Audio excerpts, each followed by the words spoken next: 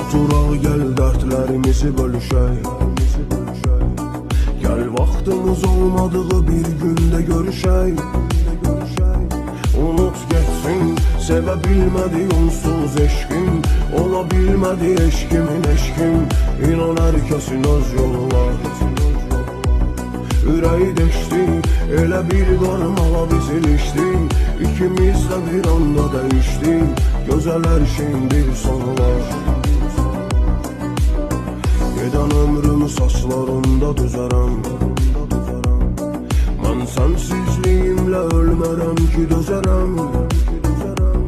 Şahı gəlsin, bu ürək səni heç vaxt unutmaz. Əlim başqa bir əli daha tutmaz.